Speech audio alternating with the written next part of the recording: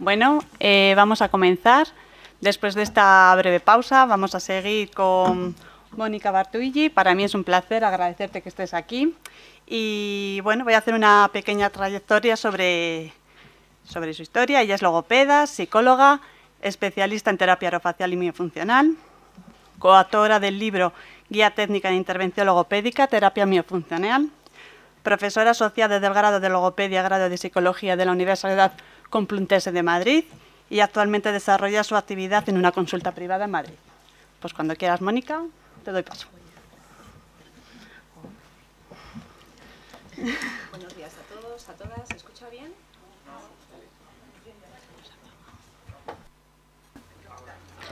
Buenos días. ¿Se oye ahora? ¿Sí? Bueno, lo primero, agradecer la invitación para poder participar en estas jornadas y especialmente a Silvia Molia por haber querido contar conmigo. Y bueno, mi participación en este caso es sobre la terapia orofacial y miofuncional y las aportaciones de la logopedia para la mejora de la calidad de vida en el contexto de las enfermedades raras.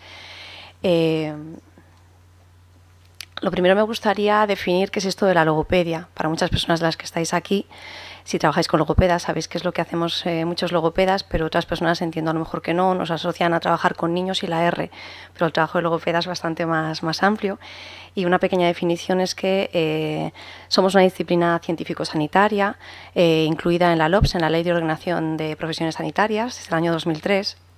Está regulada y reconocida y nos ocupamos de la prevención, evaluación y el diagnóstico, el pronóstico del tratamiento, la docencia y también la investigación. Lo he puesto en grande porque actualmente ya pues con el grado de logopedia y ya con las posibilidades que hemos tenido algunos diplomados de acceder también a licenciaturas y a doctorado, pues espero que en nada, especialmente en el campo de la motricidad orofacial, podamos tener nuestras primeras tesis y doctores logopedas que puedan demostrar y aportar un poquito más a la sociedad. Nos dedicamos al campo de la comunicación, del habla, de la voz, de la audición y de los trastornos estructurales de las funciones orofaciales, que es el ámbito en el que se va a desarrollar esta ponencia. Quiero empezar hablando de un concepto que ahora mismo está muy de moda, pero de verdad que no lo digo por demagogia, sino porque realmente lo defiendo y trabajo según el mismo, que es el de la logopedia basada en la evidencia, que toma en cuenta este concepto, el basar nuestro trabajo en la mejor evidencia de investigación disponible. Esto nos obliga un poco a estar siempre al día, actualizándonos, leyéndolos, investigando, formándonos. Por supuesto, también en nuestra experiencia clínica aportamos, es decir, intentamos plantearnos con lo que ya está demostrado cosas un poco nuevas, adaptándolas a nuestro contexto. Y para mí algo muy importante que tiene que ver también con un tema ético, es el de los valores y circunstancias de los pacientes. En este sentido entiendo que soy un poco polémica con algunos de mis compañeros, siendo crítica con todas estas cosas que os voy a contar ahora, respecto a técnicas de evaluación e intervención en logopedia, motricidad orofacial, donde tenemos una evidencia clínica pero no científica y las estamos usando con nuestros pacientes sin informarles. Entonces, bueno, pues es muy importante decir que si realmente trabajamos en logopedia basada en evidencia, tenemos que informar de que no tenemos suficiente evidencia científica y que lo que estamos haciendo muchas veces es probar a ver si nuestras técnicas están funcionando o no, y eso me parece importante.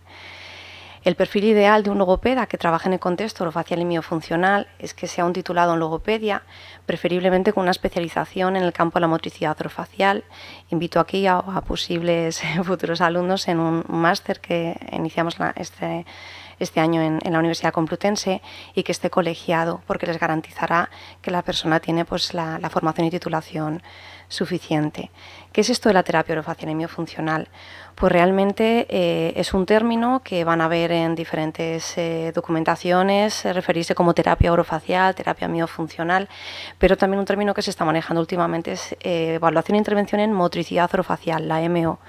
Entonces, bueno, mi humilde propuesta es que no hay nada que podamos mover sin que podamos sentir. Entonces, me parece importante hablar de sensibilidad y motricidad orofacial. En ese sentido, ayer en una conversación con mis colegas hablamos eso de la importancia pues, del trabajo de fisioterapia y terapia ocupacional en esa parte también sensitiva. Es una especialidad de la logopedia cuyo objetivo es prevenir, evaluar, diagnosticar, educar y o rehabilitar el desequilibrio que está presente en el sistema orofacial. que puede estar originado por alteraciones orgánicas de los labios, la lengua o neurológicas, como pueden ser pues, todo el contexto de las enfermedades raras, por supuesto, neuromusculares, ELA, y o funcionales, aquellas que tienen que ver con aspectos de la respiración, masticación, deglución o alimentación en general, de las que hablaremos con más detalle, y que pueden presentarse desde antes, y esto lo he modificado hace poco, siempre ponía desde el nacimiento hasta la vejez, desde antes ya tenemos ecografías que hacen prever que nuestro nene o nuestra nena van a nacer con algún tipo de dificultad con la que los padres puedan necesitar a lo mejor antes una prevención, una información de qué es lo que pueden hacer con su hijo cuando nazca para no verse con ese proceso de duelo tan dificultoso que muchas veces tienen, especialmente en el contexto de las enfermedades raras. ¿Qué es esto del sistema orofacial del que he hablado antes o el sistema estomatognático? Es el encargado de realizar las funciones de respiración íntimamente relacionado con todo el proceso auditivo. Hoy en día todos tenemos niños que están en escuelas infantiles, que están siempre con mocos, en eso saben mucho los fisioterapeutas que trabajan en respiratorio, pero también los logopedas porque son nuestros niños que después no discriminan sonidos, tienen dificultades en el desarrollo del habla, tienen problemas atencionales muchos de ellos por esa dificultad a nivel atencional, por el problema auditivo. O también la parte de alimentación, donde incluimos masticación, deglución, succión, todos los procesos a nivel de alimentación, la fonación y la articulación. Me gusta separarlo porque se puede fonar, emitir voz sin articular y se puede articular sin tener una buena capacidad a nivel proyectivo de la voz. Todos los órganos están íntimamente relacionados, pero de cara también a plantear a tener en cuenta nuestra intervención, muchas veces necesitamos también separarlos. ¿Por qué los logopedas trabajamos en el campo de la motricidad orofacial? Pues porque muchas de las zonas que tradicionalmente tenían que ver con nuestro trabajo, con la parte más articulatoria, pues son las mismas zonas donde se producen estas otras funciones, como son la respiración, como es la masticación, como es la deglución, y se ponen en marcha pues mecanismos con musculaturas y con estructuras que se comparten. Entonces, bueno, pues ¿por qué no vamos a aprovechar unas con otras para conseguir la mejora de nuestros pacientes? Un apunte muy rápido a qué pasa con esto del sistema orofacial. Me gusta hablar del homúnculo de Penfield, esto que es un término un poco raro, pero que a todos los que estamos aquí muchas veces nos ha pasado esto, que tienes una ampollita en la punta de la lengua y te parece que es un garbanzo, te miras en el espejo y dices, esto es muy pequeño, ¿no? Sin embargo, la representación mental que tenemos de ella a nivel de corteza es enorme. Entonces, esto es un poco para reivindicar por qué los logopedas tenemos que estar trabajando desde el minuto cero con niños, con pacientes en coma, en estado mínimo de conciencia, con todos los pacientes, porque nuestro trabajo a nivel de toda la estructura de la cara, de la boca, externa e interna, tiene una representación a nivel cortical y neurológico impresionante.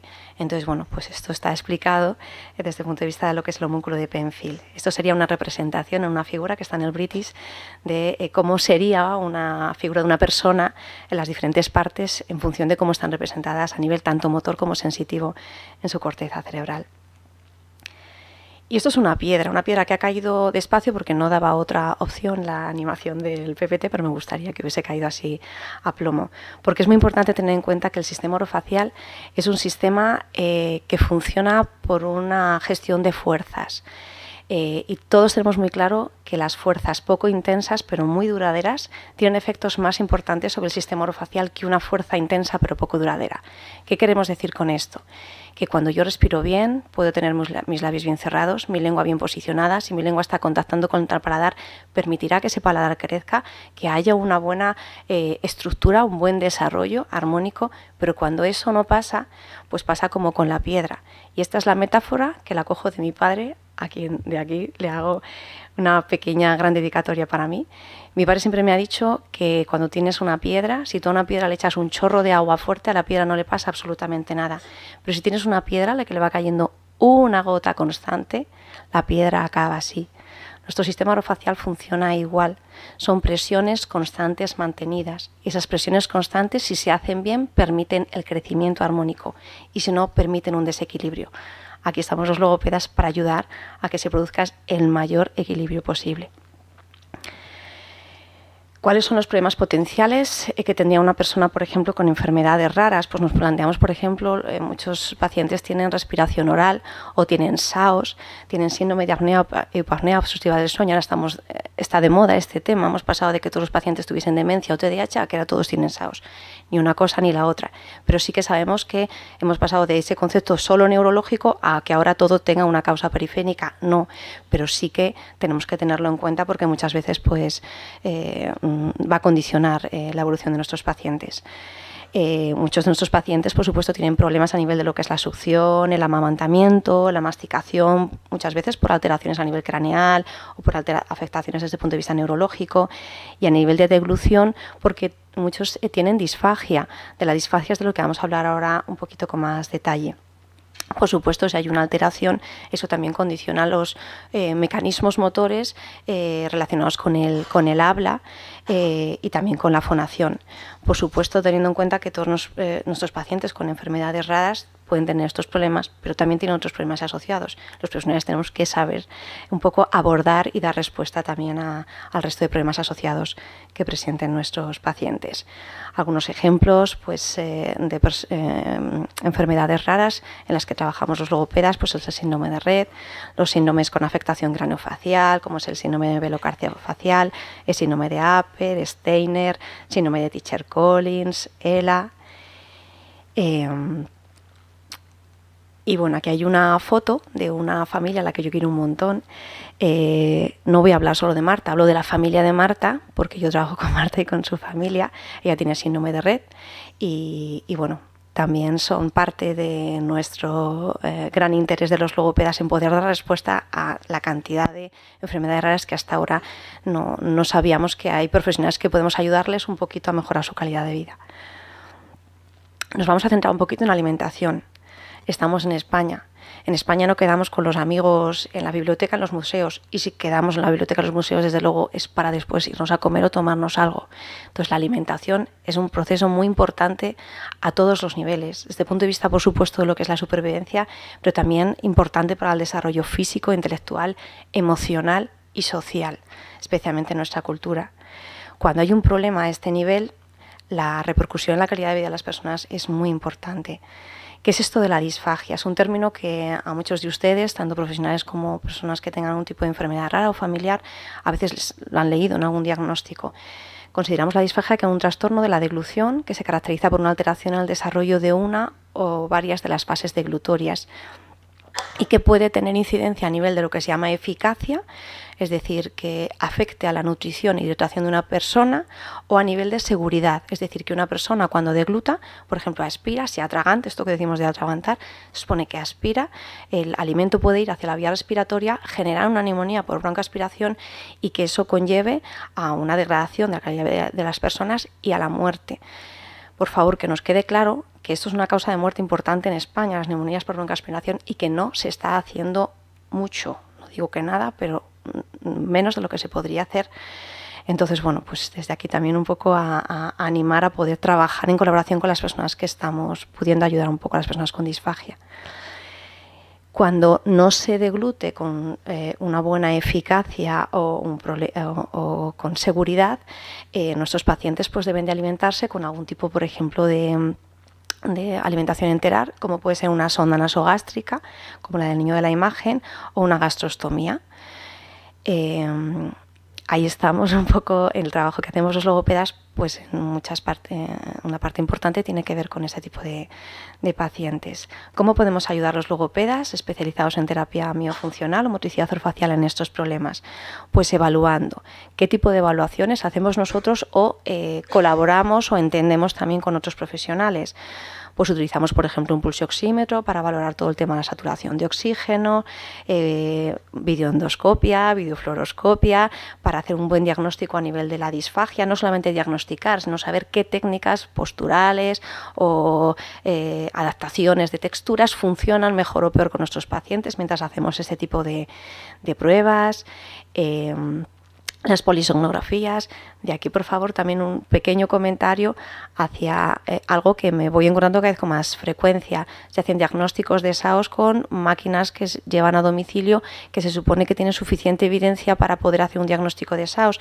Sabemos que no, que hace falta que el paciente esté ingresado, que sea nocturna, que haya un mínimo de 4 horas de registro para poder hacer un diagnóstico de SAOS que llevará a lo mejor a una persona a colocarse un CPAP, un aparatito que le va a permitir gestionar todo el tema respiratorio por la noche, ¿vale?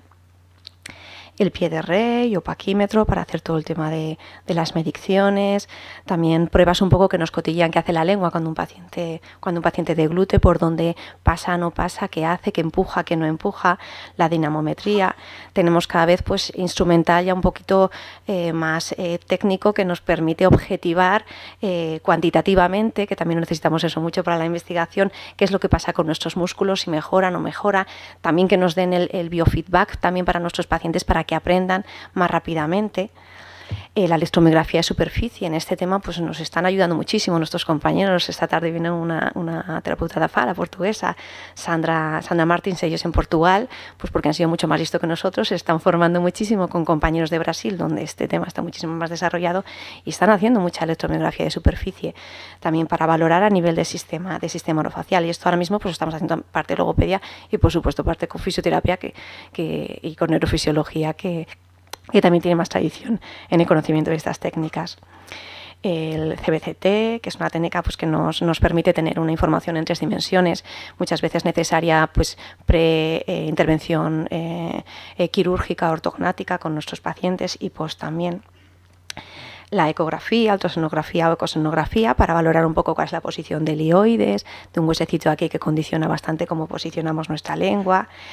Y luego pues diferentes protocolos que nos dan información sobre cómo respiramos, la dimensión de nuestras amígdalas, la elevación del frenillo, a ver si desde aquí también apoyamos un poco una reivindicación que estamos intentando mover los logopedas, que es que tengamos lo mismo que tiene ahora mismo en Brasil. En Brasil hay un protocolo, igual que hay aquí en España, por ejemplo, de cribado auditivo en todos nuestros nenes, ahí lo tienen también a nivel del frenillo lingual, porque el frenillo lingual no solamente condiciona que un niño no diga la R con 5 años, sino que la lengua no suba, no se eleve de forma adecuada para cuando un niño tiene que amamantarse o tiene que beber o tiene que comer, tiene que alimentarse. O sea, la elevación del frenillo no es solamente para cuando se articulen sonidos, es previo para otras muchas funciones mucho más importantes para el desarrollo de una persona. Entonces, bueno, allí se hace un cribado, está puesto a nivel estatal y bueno, estamos esperando los logopedas que aquí en España también, por supuesto, lo tengamos.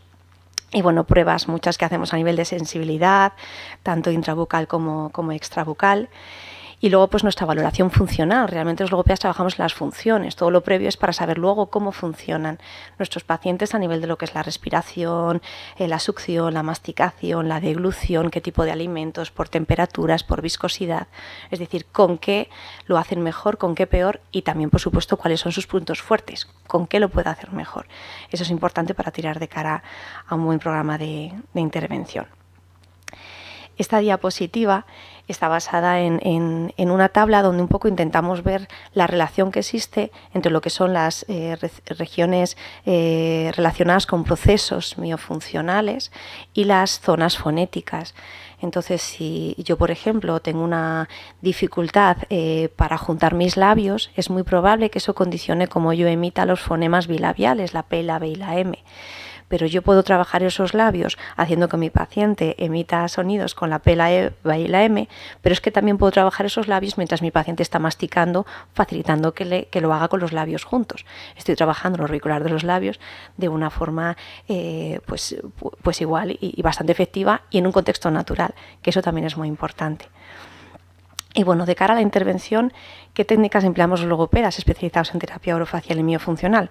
Pues todas aquellas que nos permiten trabajar la anatomía, pero para llegar a la función, que realmente es nuestra finalidad.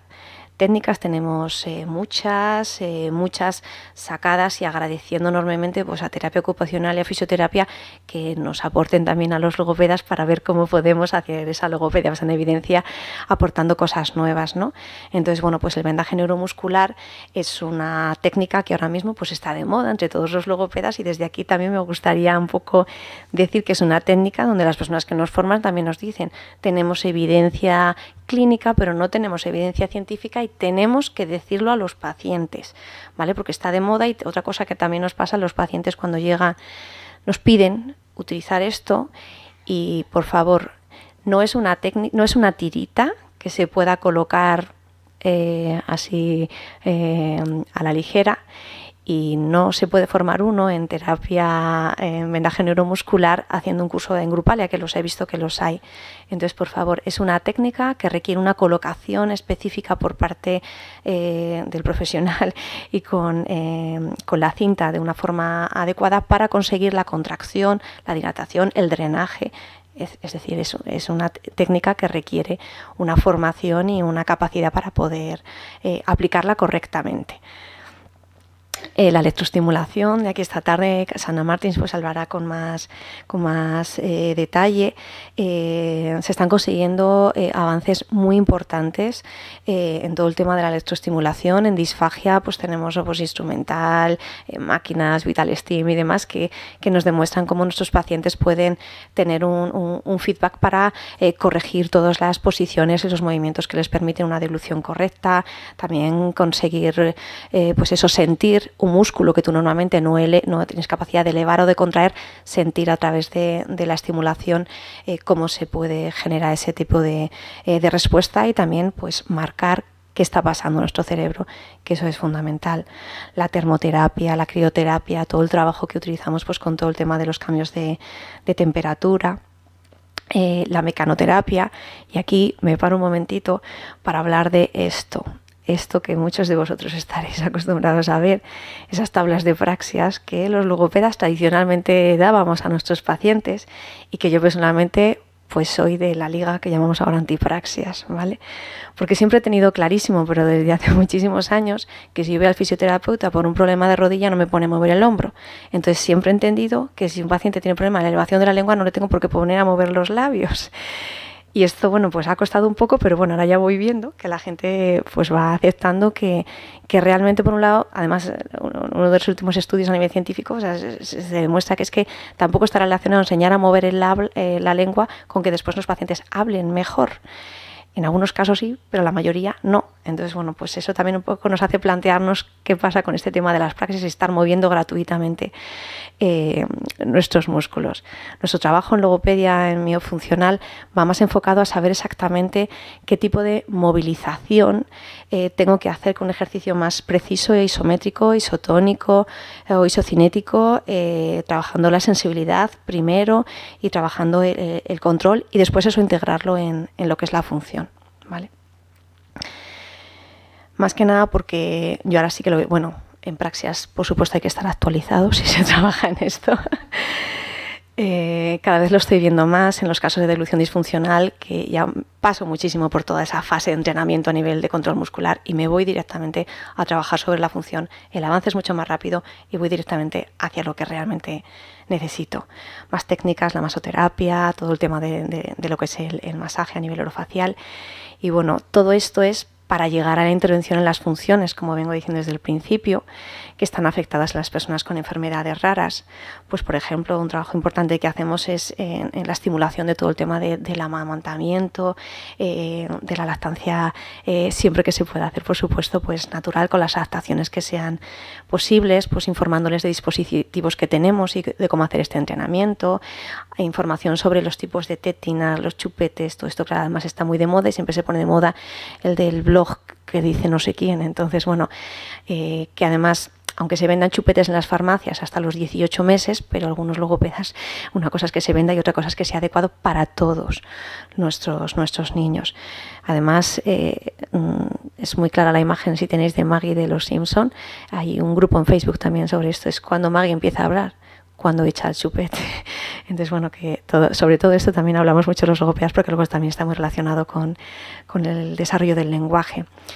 herramientas para trabajar lo que es la masticación en nuestros pacientes, aunque aquí hay imágenes de niños, por supuesto todo esto va a todos los niveles, o sea, como muy bien ha dicho el doctor antes, ya las personas con enfermedades raras tenemos la referencia de que por supuesto tienen su edad, cumplen sus años y siguen teniendo sus problemas a nivel orofacial y tenemos que darles respuestas a ellos. Y luego sobre el babeo, la asialorrea, tenemos demostrado pues que aspectos relacionados por ejemplo con la postura pues nos dan muchísima más respuesta que siempre todo solo kinesiotape. Entonces, bueno, hay que tirar también un poquito del sentido común. Nuestro trabajo también va relacionado con la adecuación de los umbrales sensitivos, la competencia de la lengua, de los labios.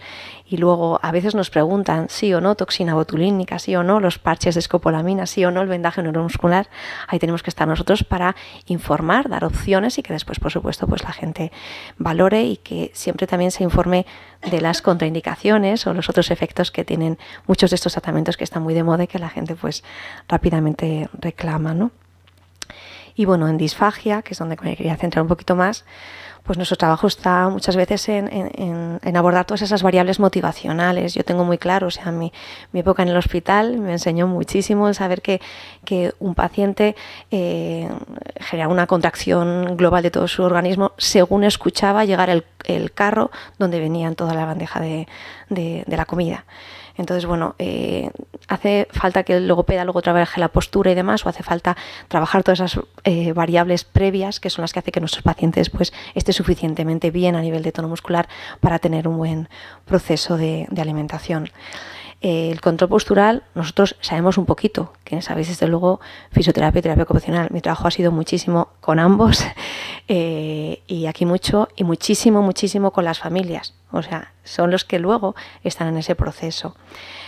Adecuación de los alimentos, cómo es la consistencia, la temperatura, el sabor, qué ejercicios isométricos y isotónicos son más adecuados para conseguir que esos músculos permitan a un paciente deglutir sin aspirar o deglutir sin que su comida dure 50 minutos y el gasto en intentar alimentarse sea mayor que lo que el alimento le produce y acabe, por ejemplo, desnutrido o deshidratado. ¿Qué maniobras deglutorias, por ejemplo, pueden ser más adecuadas para que una persona pues, no necesite una gastro y pueda alimentarse de una forma oral? Y a ver, desde aquí sí que me gustaría aprovechar para hacer dar esta información. A ver, los pacientes con disfagia que tienen sonda nasogástrica o gastrostomía, rápidamente, en el momento que se coloca, es como, bueno, ya no hace falta logopedia, como no va a hablar o como no va a tragar. Cuidado, la logopedia hace falta siempre, la estimulación a nivel orofacial es necesaria siempre. ¿Por qué? Porque los pacientes pueden no comer el alimento a nivel oral, pero saliva tienen.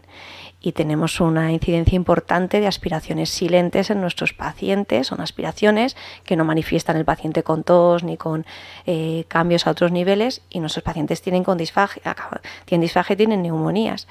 Entonces, bueno, la sensibilidad a nivel intraoral, yo a lo mejor no puedo alimentarme por boca, pero no sentir bien mi lengua, no sentir a nivel basal algo tan básico como es mi estado intraoral es muy importante. Por supuesto, porque hay pacientes que a lo mejor tienen disfagia, no van a poder alimentarse a nivel oral, pero necesitan comunicarse, necesitan hablar, hay que trabajar todos esos órganos. ¿Y por qué no? Yo soy mucho de la dieta recreativa. Hay pacientes a los que tenemos que poder favorecer, por ejemplo, que tengan un alimento que les guste dentro de la boca, aunque a lo mejor luego no puedan tragarlo, tengan que escupirlo, pero que por lo menos puedan llegar a tener esa fase, por lo que supone la alimentación en las personas. Dentro de las adaptaciones posturales, pues sabemos que con los pacientes neurológicos, pues todos tenemos la imagen típica de una persona en silla de ruedas con esta postura. Los logopedas, los fisioterapeutas, siempre que es, por favor, y enfermería igual, por supuesto, que no se me olvide. Sabemos que una postura en ligera flexión evita muchísimas aspiraciones a nuestros pacientes y aquí están, por ejemplo, pues vasos de los que se pueden utilizar pues para este tema, que muchos los venden, yo los veo en sitios en infantil para niños, sin ningún tipo de patología, porque sabemos que también les puede ayudar. Las adaptaciones con los espesantes, las gelatinas, las espumas. En este sentido, pues tenemos una casa comercial que ahora mismo no ganan absolutamente nada con ellos, pero creo que nos han abierto un mundo a los logopedas, a las familias, a los pacientes con disfagia, porque están elaborando muchos productos que permiten poderse alimentar y acceder a alimentos distintos, con adaptaciones con aire, con espumas que bueno, pues son muy adecuadas para que por ejemplo, no aspiren. En este sentido, bueno, pues queremos dar un cambio. O sea, alimentarse no solamente es tener esta bandeja típica que tienen muchos de nuestros pacientes, sino es proporcionar lo de abajo. También es un alimento adaptado para un paciente con disfagia, pero por supuesto tiene otra imagen, ¿no? Y bueno, ¿por qué no? También nuestros pacientes con disfagia tienen derecho a poderse tomar su cervecita, y tenemos ahora mismo, los logopedas estamos obligados a poder saber qué hay de último para poder facilitar la calidad de vida de nuestros pacientes. Y aprovecho para hablar de un curso que está promocionando un compañero que se llama Disfagia con Gusto. ¿Por qué no? Nuestros pacientes tienen disfagia, tienen que comer con espesante, pero ¿por qué no lo pueden hacer en un contexto con cosas que por supuesto sean más motivantes y atractivas? Que comer, tenemos que comer todos los días y varias veces. ¿Cuándo logopedan la vida de una persona con enfermedades raras? Siempre, o sea, pensamos que podemos ayudar desde el nacimiento, incluso previo, por toda esa prevención secundaria que se podría hacer, que además es un campo que no está muy desarrollado y que hace falta de verdad hacer muchísimo, y también, por supuesto, hasta el último momento de vida de una persona, porque las personas siguen teniendo su saliva hasta el último momento de vida, necesitan tragar, necesitan respirar, comunicarse. Entonces, bueno, pues pensamos que podemos dar apoyo no solamente en etapas iniciales, sino durante más tiempo. Y los logopedas no somos nada en este campo sin nuestros compañeros del campo de sanidad, tanto neurólogos como fisioterapia ocupacional, enfermería, de los que yo he aprendido muchísimo en tema de disfagia, neurofisiología, por supuesto psicología, todas las especialidades médicas. Por supuesto, sin servicios sociales, siempre los grandes olvidados, y yo, por favor, no me quiero olvidar de ellos aquí, los trabajadores sociales, los educadores sociales, los monitores de ocio, son los que tienen que saber luego qué hacer para justo lo que estaba comentando antes. Fede, estabas comentando tú, cuando vuestros niños van a los talleres de ocio y tiempo libre, pues que sepan también el momento de la alimentación, porque muchos no van, nuestros niños no van por si tienen disfagia, porque es que hay que darle por aquí y tal. ¿Por qué no? Ellos tienen que saber, los educadores nos pueden ayudar para que nuestros niños estén en estos campamentos, también de verano y de ocio. Por supuesto, en educación no nos vale de nada si hacemos todo estupendamente bien desde el ámbito clínico y después no tenemos el apoyo del cole. En el cole son los primeros detectores muchas veces, los educadores, y por supuesto el apoyo que nos hacen los compañeros de adición al lenguaje, de pedagogía terapéutica, los equipos de orientación, los auxiliares de comedor, benditos auxiliares de comedor, por lo menos para los logopedas, de verdad. Son personas muy importantes, a veces un poquito olvidadas, y yo de verdad quiero reclamar aquí su papel. Y por supuesto el trabajo conjunto más importante con la familia, con nuestros pacientes. Como os decía, ella es Marta, pero también es Laura, es María y es Tony, y es una familia entera donde está Marta. Marta tiene síndrome de Rett. Y bueno, pues ahí también podemos estar un poco los logopedas. Cuando una familia recibe un diagnóstico de enfermedad rara, muchas veces pues acude a un centro donde con mucha frecuencia pues seguro tienen fisioterapia, si hay un poquito de suerte también tiene terapia ocupacional, pero ya tiene que tener mucha suerte si hay logopedia. Entonces, bueno, decir que los logopedas podemos aportar nuestro granito de arena para intentar mejorar un poquito la calidad de vida de nuestras personas por esas funciones de las que os hablaba en las que trabajamos. Y bueno, yo entiendo que conseguir habilitar y rehabilitar una disfagia o retrasar la colocación de una gastrostomía es sin duda un reto posible hoy en día, y los logopedas especializados en terapia orofacial y miofuncional podemos ayudarles a conseguirlo. De verdad que estoy convencida de ello. Yo sé que no es muy agradecido en las estadísticas hacer que no que nuestros pacientes mejoren, sino que no que tarden más en degradar su condición a nivel, por ejemplo, de alimentación. Pero para nosotros es un gran reto y es un trabajo muy importante. Conseguir que una persona tarde más tiempo, 3 meses siquiera, en colocarse una gastrostomía y mientras tanto pueda tener una alimentación oral, es un éxito y es un trabajo que podemos ayudarles a realizar. Muchas gracias por confiar en nosotros y encantados de poder ayudar y seguir aprendiendo con todos, cada uno de nosotros, por supuesto, y cada día. Desde aquí aprovecho, muchas gracias, aprovecho para informar que el año que viene en la universidad vamos a tener un encuentro, un simposio iberoamericano de motricidad orofacial, donde están todos invitados. Será en Madrid en junio, que muchas gracias por su atención y que esto es una imagen de una ciudad. Es que yo adoro Burgos. Es una imagen subiendo a las lagunas de Neila y que de Burgos me encanta todo, menos el frío, pero todo lo demás. Y bueno, pues con muchísimo cariño también de poder estar aquí y agradecer el encuentro aquí con todos.